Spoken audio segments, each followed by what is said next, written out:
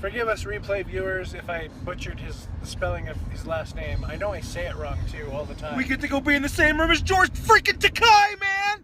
I know, it's awesome, and I'm sorry if you have headphones on and you're listening to this. My bad, I'm just excited right now. George Takei, oh, dig it. Klamath Falls, Oregon, of all places. I know, so super cool. So Sarah said she would come in and watch if we started to broadcast, if we were able to. We don't know if we're going to be able to broadcast inside of the theater, but if we're able to, then you'll definitely be able to see George Takei on my, from my phone. I want to hear him go, oh my. It's about the Japanese internment camps that were located not that far south from Klamath Falls here, in Tule Lake, or in Newell. So but they call it Tule Lake, they don't really call it Newell. So that's what it's here for. That's what I'm going to hopefully broadcast for. Hi Sarah, or Sarah Ann. So we'll see. So we're almost there. We're down, we're probably about 3 or 4 minutes from the Ross Ragland Theater. So we'll broadcast more from there if we can. I just, we just don't know what the settings going to be. You're going to at least get, Twitter notifications. We'll at least post on Twitter, at least. What's that saying?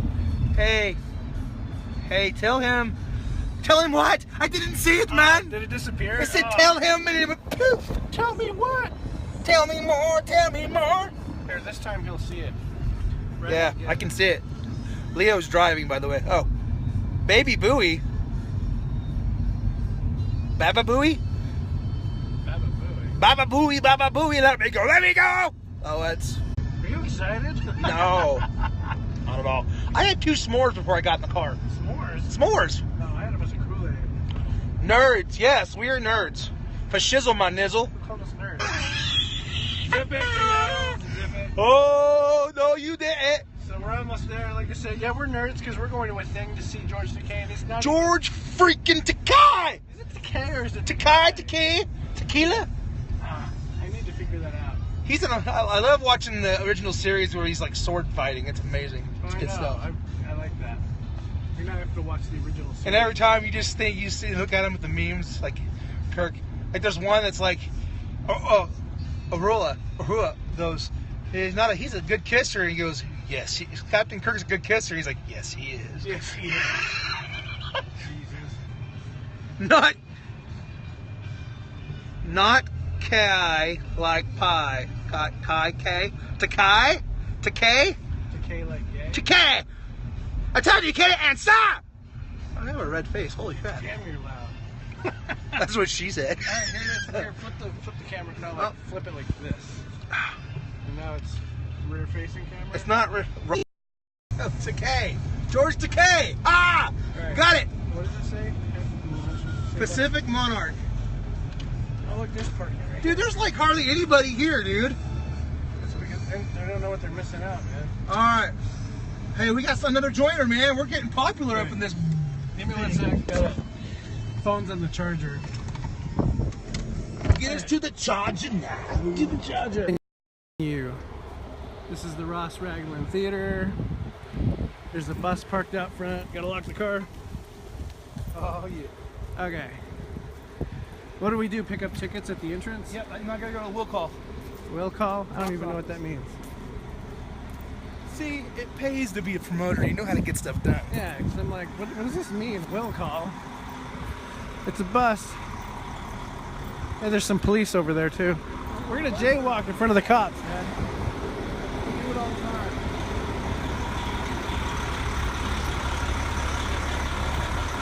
Hello. 2 tickets for seat. Oh, this way? Thank you.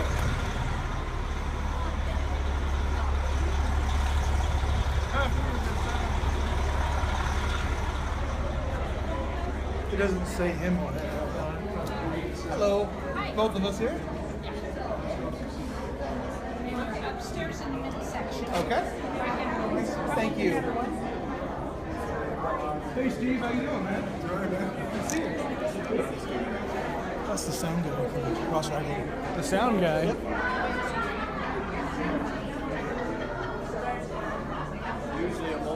So you have to wait to get in?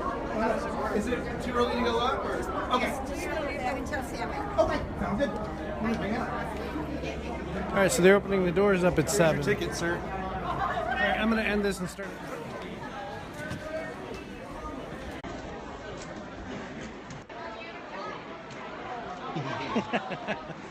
Surprised Sarah didn't join in. I'll show you the venue here. Hey, Sarah Ann.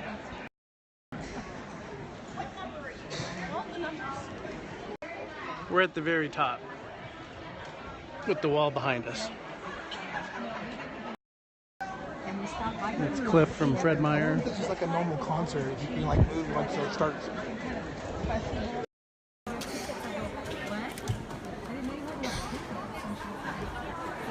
Yeah, now we're gonna have some culture in our life. Right.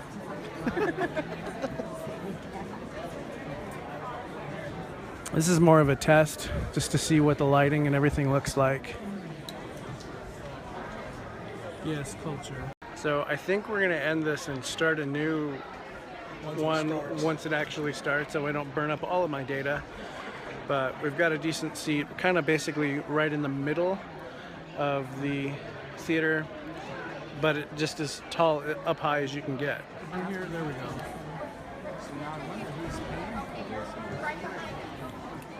That's where it'll be.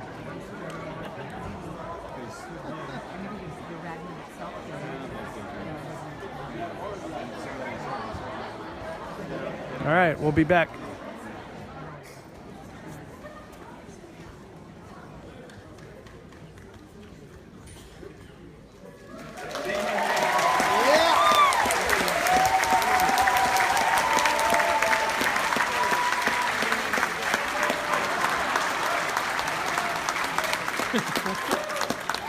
Good evening, ladies and gentlemen. I'm Takei, and it's my pleasure to welcome you to the 2016 Tule Lake Pilgrimage and this cultural evening.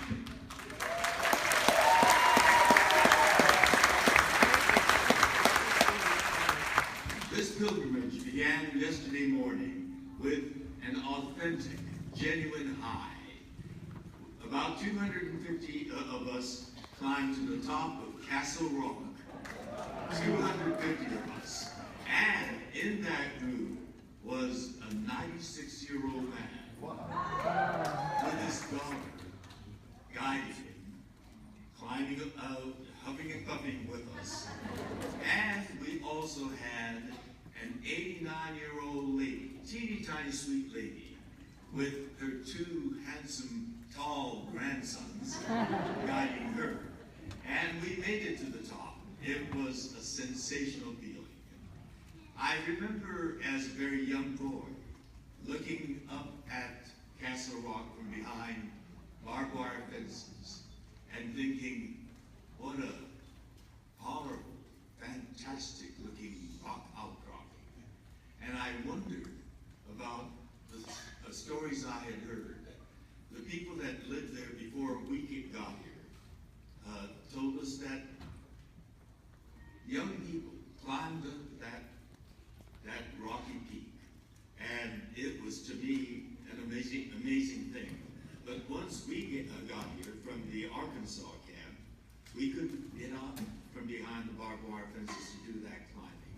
And here we were in 2016, 250 of us climbing up that mountain. And when we reached the top, it was an exhilarating view, looking down at that. And there was Abalone Mountain on the other side. And my imagination started to wander. There were lots of black tar paper barracks down there, and we lived in them. And I thought of my parents, and the others thought of their grandparents, uncles and aunts who had been imprisoned there. And we thought about their resilience, their strength, and their determination to stand on principles, despite the series of outrages that the reckless, cruel American government had inflicted on its own citizens. And I thought about that resilience. What is it that made them able to endure and survive that? And part of that was their value of culture, the values that made them who they were. the poetry, the music, and the dance. And that is what we're going to share with everyone tonight. And the first number takes me back to my childhood as a young kid, excited about these special evenings that they had. On these special evenings, the camp authorities allowed us to clear away the mess hall tables and the benches in the mess hall. And people got to have their evening of culture. And I remember the Issei's, the immigrant generation. They had their evenings. And to me, it sounded like a series of groans and barks.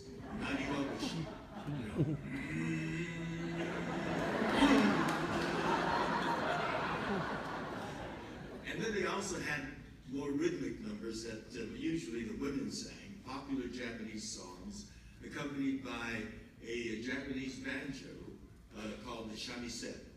And they told me that the songs they were singing were like Kankan Musume, Can Can Girl, or Shamisen Boogie Boogie. I think that's it. But then when the teenagers had their turn and cleared away all the benches and the tables, they put on dances. And my parents put me, my brother, and my sister to bed because those started a little bit late. But our barrack happened to be right across from the mess hall. So in the night air, I heard the big band sound of the 40s walking through. Tommy Dorsey, Benny Goodman, and then there were women trios that sang like the Andrews Sisters. It was really transporting, and I relate to that kind of music of the 40s. And there were crooners, and those crooners were usually called the Japanese Bing Crosby. Well, we have someone who is a crooner tonight, and we're going to open the show with a crooner. But this man is incomparable. No like anyone else. He is an enormously, singularly talented man. Ladies and gentlemen, please welcome Toru Saito.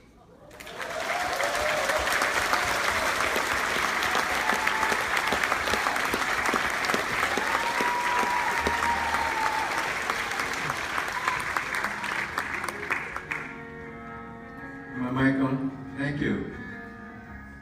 It seems we stood and talked like this before. We looked at each other in the same way then, but I can't remember where or when.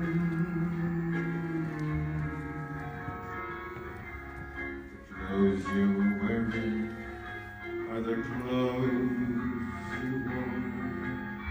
The smile you were supposed to be right here in Tule Lake, or one of the other camps. And when I think back to those days, I think about the fact that we were nothing but Inaka people working in the fields for minimum wage. We worked day and night and day. So the question is, why did we obey all the laws, right? So why did we end up there? Right here.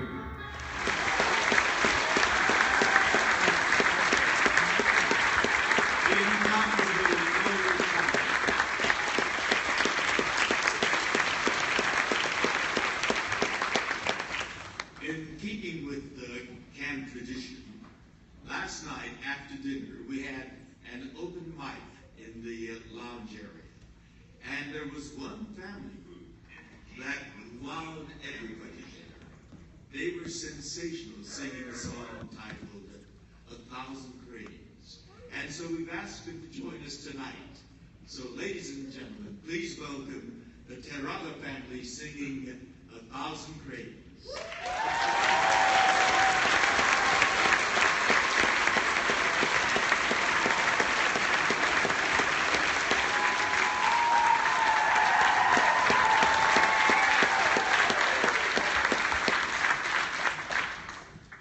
Dedicated to her, is written for her,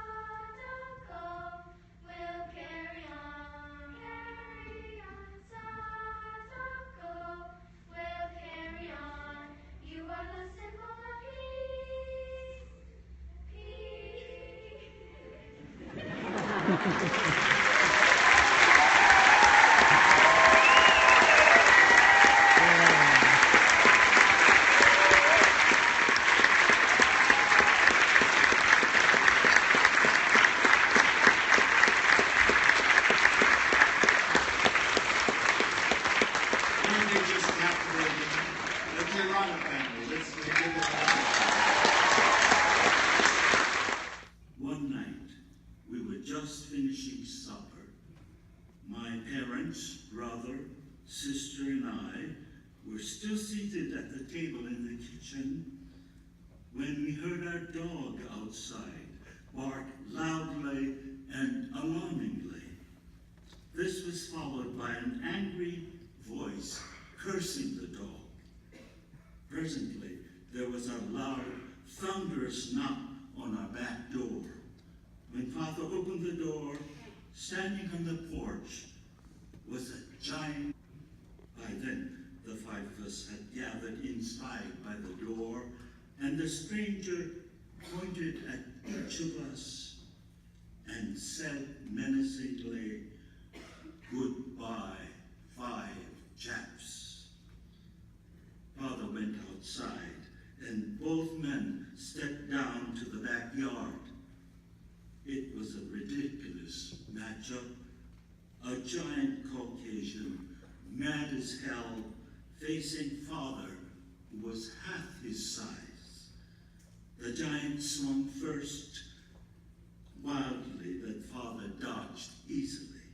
Then Father swung and landed only a glancing blow on the giant's chest. We watched helplessly, fearfully. Suddenly, Mother yelled, "Saloon!" And we both rushed to the back door of the saloon and yelled and screamed for help until the saloon keeper came out and we rushed him to the fight scene. Meanwhile, the fight had continued, Father dodging the wild, angry blows. He knew he was at a disadvantage. He had to think of something. Then he noticed a shovel leaning against the house. He stepped back and grabbed it and held it like a sword, the blade pointed toward the giant, daring him to come for it. When the man lunged, Father pulled back the shovel and the giant fell to the ground.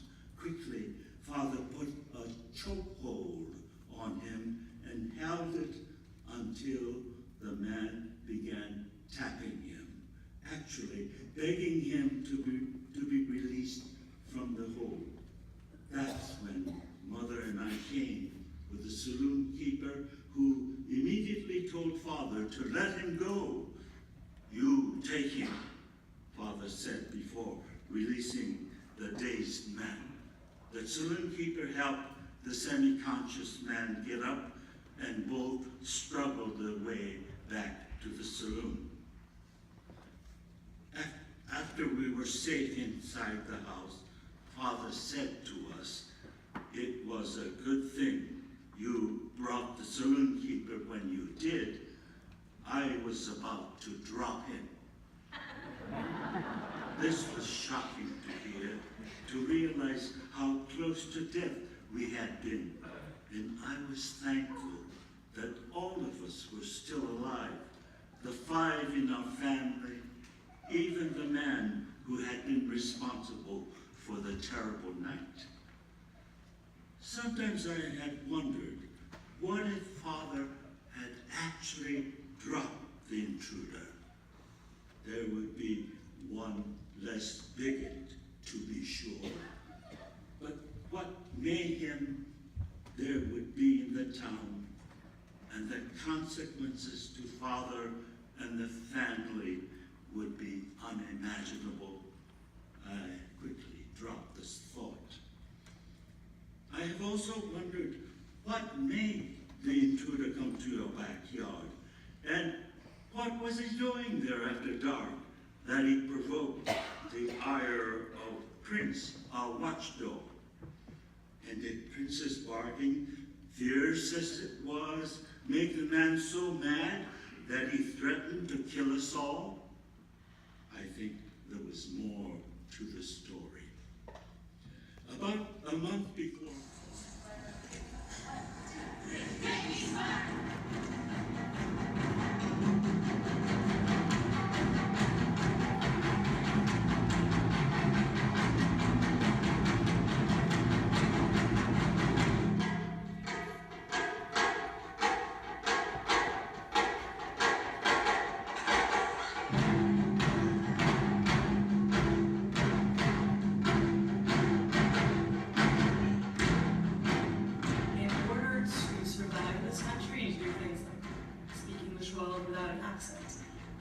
How do you apply yourself, even if you're a working class person, to the American dream, right?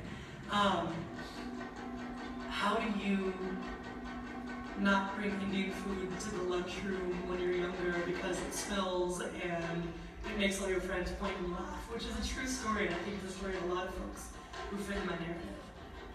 People are gonna, think you're part of the model minority, so you're gonna have to prove yourself because they have that expectation of you. I think that a lot of times when we see things in terms of like identities, we think of boxes. Working in the community of Boston, I could see that there was a lack of more of Asian voices. I grew up in these spaces where voice and power were connected to whiteness. I like to hide a lot. Once I learned English, I learned that what I say doesn't matter. We're not just playing Taiko, we have a very deliberate message that we want to share. There's something really revolutionary about speaking your truth, because what it does is it helps broaden the narrative of what the Asian American experience is. I just wanted us to feel empowered that we could say what we wanted to say and that we felt like we had a right to have a voice. At the beginning, it wasn't easy, but little by little, so I could share my life story to other people.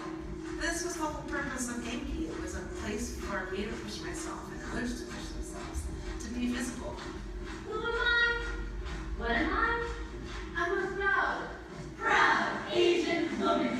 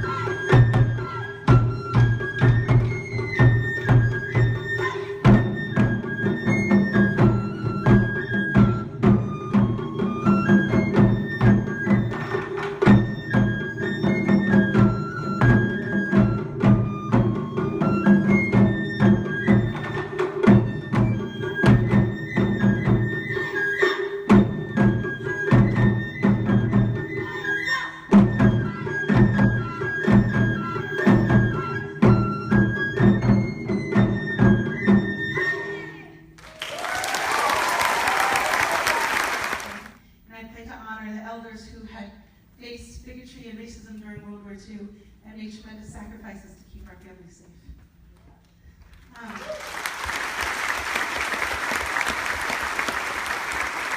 So, we at the Genki Spark believe that you get to proudly claim all of your identities and that no one gets to face prosecution or bigotry or hate for their racism and for their race, their heritage, their age, their immigration status, or for who they love.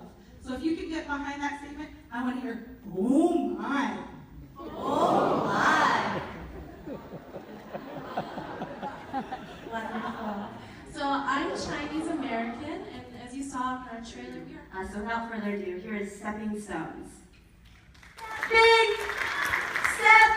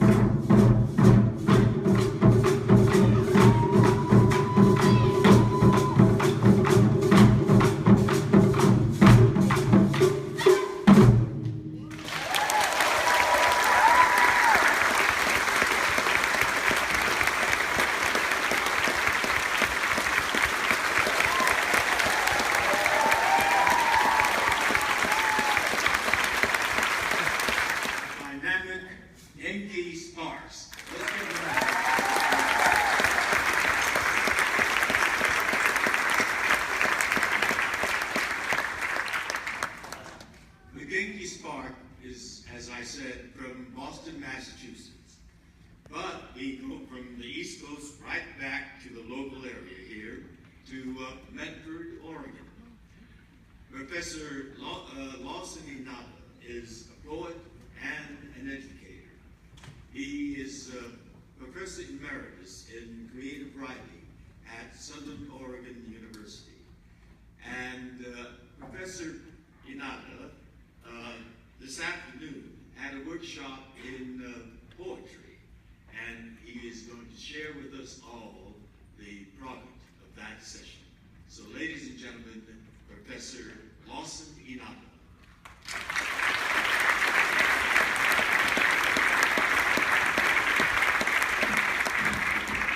I'm glad George liked my tie. I decided I didn't have enough bling, and so the Genki people said that you need some bling, and so they loaned me a lecture. But at the same time, I'm hoping that we could bring you another kind of bling. And so, let's see, poetry people, will you come up here now? Where's my poetry team? Okay, anyway, I'm going to be like the conductor, and if I don't hear a word or something, or you mispronounce something, then I'll ask you to repeat, or just so it goes out to you. But this is for you pilgrimage people. Okay, come on. Yeah. Read into this.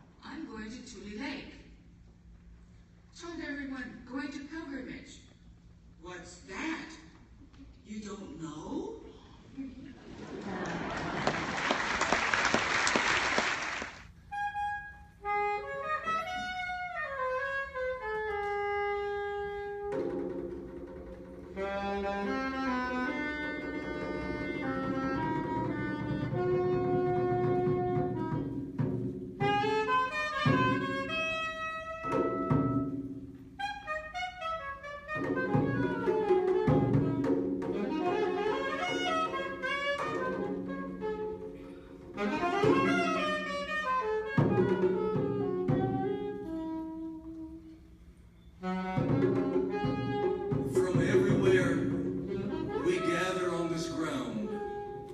From everywhere we gather on this ground. From everywhere let our spirits sound. From everywhere let our spirits sound.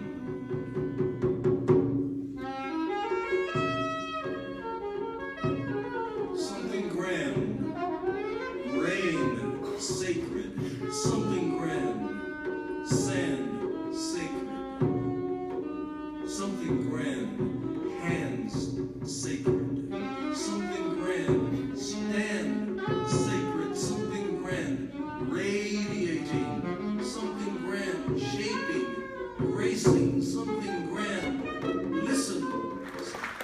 And I caught a little snippet of Lawson's poem, and I think it's appropriate to introduce the next group. He said, if I remember correctly, from everywhere we come, the sound everywhere. And there's something about the Tule Lake pilgrimage that brings people from everywhere, and certainly the sound from everywhere.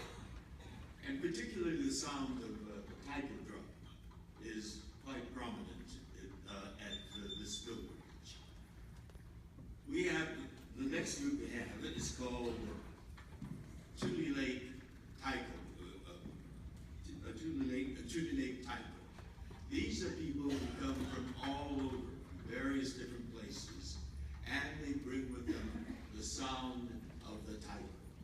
It's made up of outstanding performers in the world of taiko. It's composed of, from Seattle, Stan Shikuma of Honko Taiko.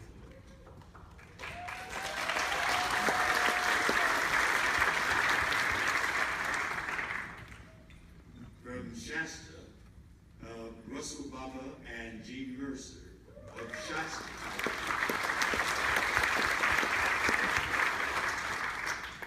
And from Hawaii and Sacramento, Christy Oshiro, an independent master from Hawaii and Sacramento, and from Eugene Taiko, Lois Yoshishige. And they will perform a special piece arranged for us tonight. Ladies and gentlemen, Tule Lake Taiko.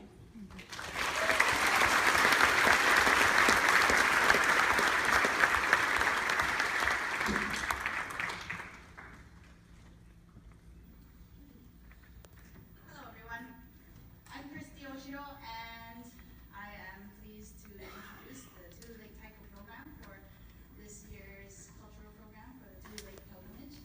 And we're starting off with something very different and very, very special. And I don't want to say too much about it because everything's already set up. So I'd like to introduce my very special new friend, Marian Masada. She's going to be reading one of her poems, and I will be playing taiko accompaniment. When I met her on Saturday, she told me that she wrote a poem about taiko and about camp, Tule Lake Camp. And I said, oh, I would love to hear it. And she read it to me, and I was speechless. And she said, do you think it's good? And I said, oh my goodness, it's amazing. We have to share it with people. And she said, do you think people will want to hear it? And I was like, flabbergasted, of course, oh my goodness. So I'm so pleased and excited to introduce Marian Masada with her poem.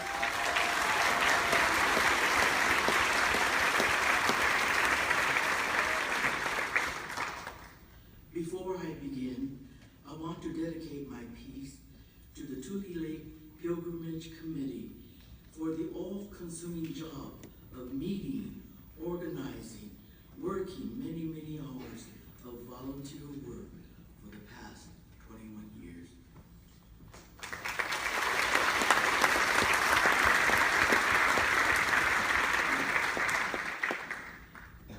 Taiko drums beat at Tule Lake, bodies erect and strong, beating drums at Tule Lake, each beat more powerful than the next.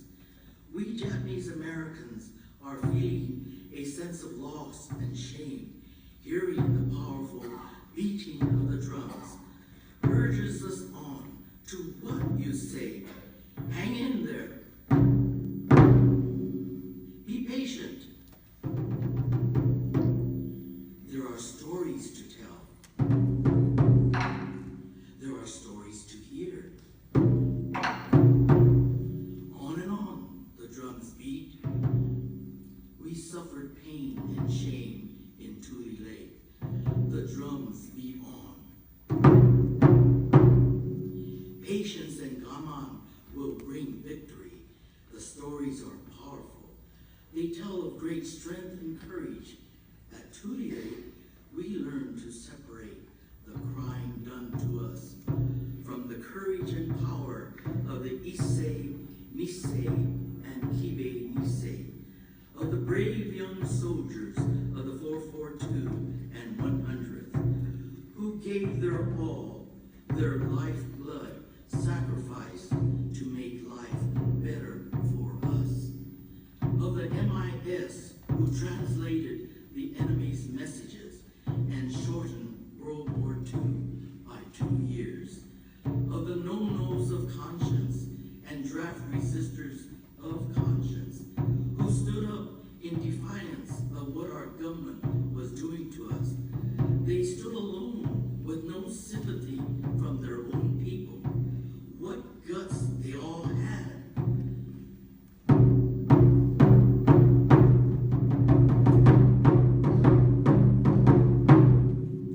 Each one did what they felt was right. That's the American way, said Senator Daniel Inouye.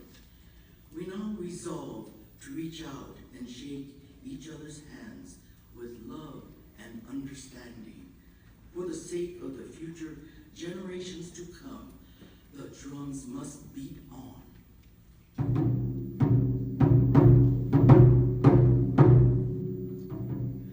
We who were silent then speak forth now and say thank you from the bottom of our hearts.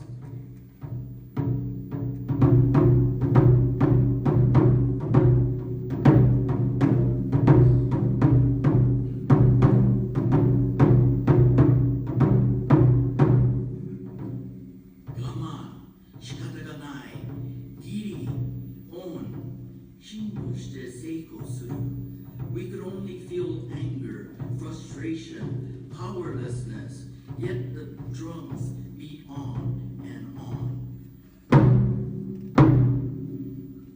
The powerful beating of the drums hits our hearts. Love, power, pride emerge. We feel healing and love spreading like wildfire. What a wonderful feeling. Oh, leaders of Tule Lake, thank you for leading us to healing and power.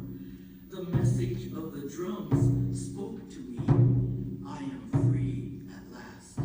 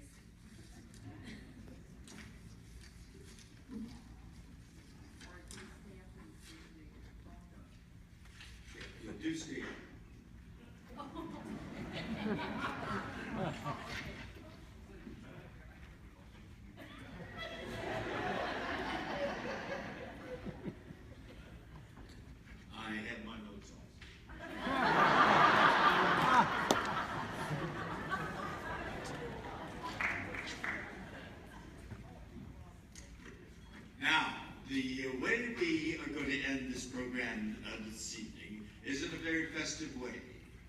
It's with what in Japanese is called ondo, or dance.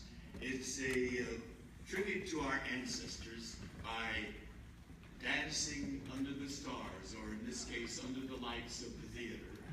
And we invite everyone to join us. To lead us in it, we have Naomi Kitachiba. Naomi, will you come up here and lead us in the ondo dance? Naomi, the mic is yours. So this is very significant for us at Tule Lake because many of our ancestors are buried in a mass grave there.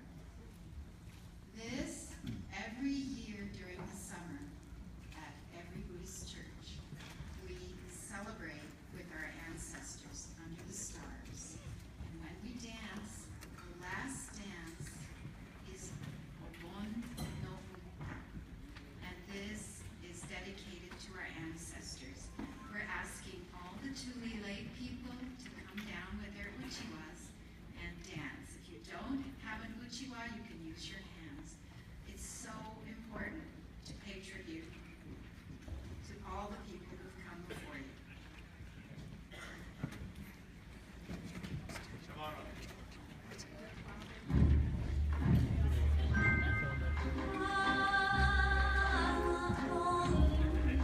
Me and Steve-O thought maybe we could jump up there and pretend we're a part of the group. And then we could jump George.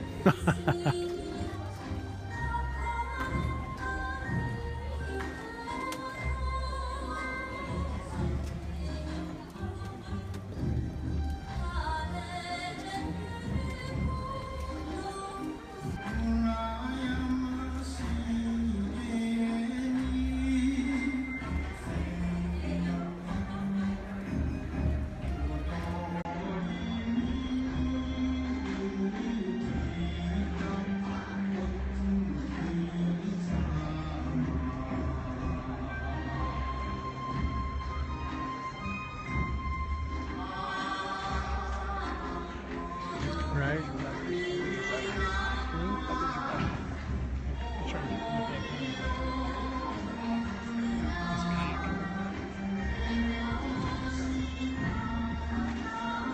Very Japanese, right?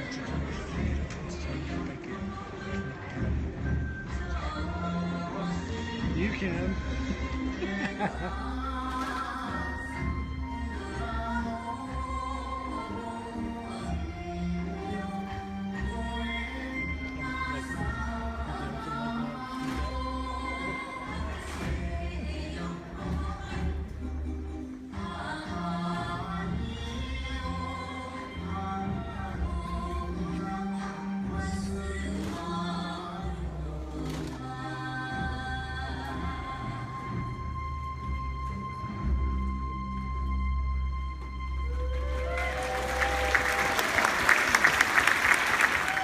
We're getting closer.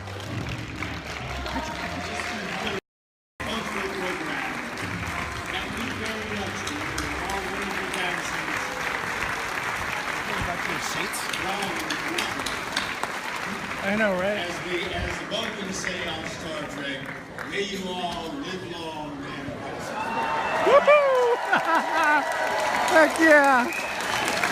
Oh, he did the Vulcan salute. Yes, he did. Yes, Oh, he did. goodness. Did you get it? I did. I'm about 60 feet. Oh, can we not get out of this way? Nope, I don't think we can. We're trapped. I want to go that way. You just went behind the curtain. I know. It's a trap. We're holding up everybody. We need to go out this way. Yeah, let's go that way. Come on. Hang on, let's see what happens. No problem.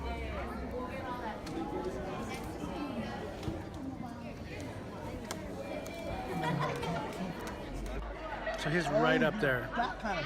George. He's being blocked at the moment. You think by now I would have this rock star?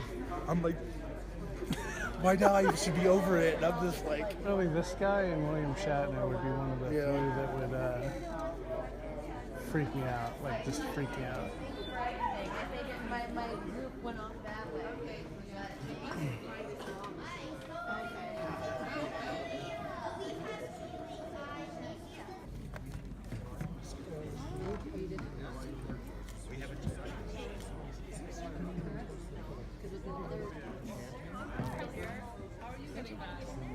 No, if we don't, you get the picture. I was born in Los This is real. See, we're not making this up. It's real. Other human beings as slaves. So we started with that racism tragedy.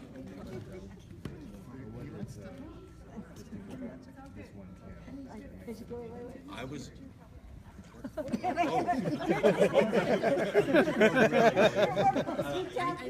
His time is limited, so if you'll excuse us. You were saying? Yes, I mean, why is this important? Well, it's very personal to me because I, as a child, was imprisoned here. But my parents were the ones that really suffered in these circumstances. We were first imprisoned at the rower camp in the swamps of Arkansas. This after a year of imprisonment, and the government came down with a loyalty questionnaire, which asked some outrageous, irrational, very stupid questions. We're Americans, but the most controversial question was question 28. One sentence with two conflicting ideas. It asked, will you swear your loyalty to the United States of America and or swear your loyalty to the Emperor of Japan? For the government to assume that we have a racial, inborn, genetic loyalty to the Emperor was outrageous. We're Americans. My mother was born in Sacramento, my father was in San Francisco. And for the government to assume that there's existing loyalty to the Emperor. So if they answered no, meaning I don't have a loyalty to the Emperor to forswear, that same no applied to the first part of the same sentence. Will you swear your loyalty to the United States? If they answered yes, meaning I do swear my loyalty to the United States, then you were confessing that you had been loyal to the Emperor. It was a no. When did you put beating your wife question? And so because they answered no to that question, we were sent here to the what they call the segregation camp. 3 layers of barbed wire fence. The government made angry. And then after that, they came down with other outrages that really was so grotesquely un-American. And yet my parents went through that, survived it with dignity, and raised us, gave us college educations.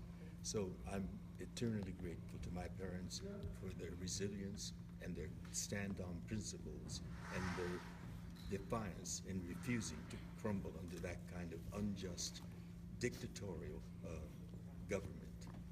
We can be a terrible government if the people do not really understand what our democracy stands for. We can have the horror and the tragedy of something like Tule Lake. Tule Lake is the most symbolically important camp. This was the largest of all the camps, and it was the cruelest, most irrationally repressive of the all 10 camps. So I'm here in tribute to my parents' resilience and their principles, and to say thank you to them. Thank you so much, George. It's really a privilege and honor meeting you. Thank you very much. Now, where was that lady that was spoken? She had to hit the bus. She left. Well, hello again. Thank you. It's open to get a couple signatures. This one is his. There we are. And then One more. please. Thank you very much. And a long week for you. It's been a very active weekend, and I climbed Castle Rock, and so my legs are killing me. Paying the price for doing something. Hi. This is a book that I wrote. Oh. It is actually based here in here. Lakeville before it was Klamath Falls.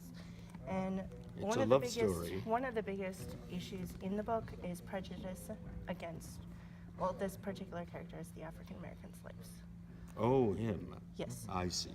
So I was hoping to give you a copy, and Oh, well, thank you. if you enjoy it. I sit Spread in. the word, please. I sit on a lot of airplanes, so I have plenty of opportunity. And I'm to actually the harder part, because you use these muscles here, and this is what's killing me right now. Yes. Oh, yeah. Yeah, we get down to the lake and we chill for a few minutes. Got it. Don't climb back up. There's lots of benches for a reason. Yes. It's a horrible climb back up. I see. In Crater Lake. Yeah, and so we were climbing back up, and my brothers keep telling my parents, we have to stop, we're tired. So I tell them, no, if I stop, I'm not getting to the top. Oh, so you could sign it, right? Yes, right there. Yeah, so I stopped for like 2 minutes, and it took about 20 minutes for the rest of my family to get back up to the top. I'm like, it was an arduous climb, but at least I did it. And they actually have like a lift if you can't get back up. Doing it on your own is a great feeling of satisfaction and fulfillment. That will is what's going to help you do it. You want to go over? Yeah, I'm going to get their picture with. Yeah, I got. You got mine. Oh. So, picture, please. I can get you. Okay. Get in here. Wait a minute. Very nice. Got it. And I've learned that you can actually bike around the rim of it. Oh, really? And I told my dad that he's an avid biker. That's Should we actually pen? how he got into Oh, shape. get mine. And I Oh, got yeah. because I couldn't bike. Oh, sorry. And then I found it's a 30-mile ride all the way around. I told him we should do that. He's like, it's at 8,000 feet up. I don't get That's it. right. It's the altitude It's that like will get 8, you. 9, yeah. Right. And if you're not prepared for the altitude, you're gonna. I used to be a Can you get marathoner, so I know about I'm trying to altitude. get And yourself. You can do. How you doing? Hi, how are you? It's nice to meet you. Good to You've meet been you. inspiring for all my life, and Well, to hear thank you. everything that you've gone through. It's very inspiring to hear. And Miles from Tomorrowland. You do some more some stuff in that. That's awesome. Yeah, it is pretty cool what you do out here. History's always been a passion of mine, and I'm actually trying to get a master's in. You live here in this area? Yeah, I'm trying to get a master's in American history. Oh, please do include this chapter because it's awfully mute in our history books. And I'm like a filmmaker too. And Oh. I thought it'd be so cool to pitch myself as doing Thank you. something And on that's what- can you get local your- history. Do something like either on the Tule Lake refugee camp or internment camp, or do something on like the Modoc War. Yeah, oh yeah, that's another. Do you want to do this? Sour parts of American history. Bonkers. It's like you learn from your mistakes. Right, exactly. And it was a mistake. Okay, so I just wanted to get one quick picture. We'll leave this. George, just wanted to say my name is Leonard. I am Native American, Klamath tribes. I grew up in Tule Lake, and my father, I remember, telling me stories of the internment camps and stuff down there in Newell growing up. And I never really knew a whole lot about the history. So this is the first time I've had a chance to see what you guys do. Oh, It's this is been the really first fun. time? Yeah, I've never been to one of these before. Ah. So it's an honor to meet you. Well, but thank you for coming tonight and Thank you. sharing this experience and do a little bit more research on it. There's some very good books on it. But definitely will. I grew up in the area, so it's always been It's a very little close to you, yeah. Right. Definitely.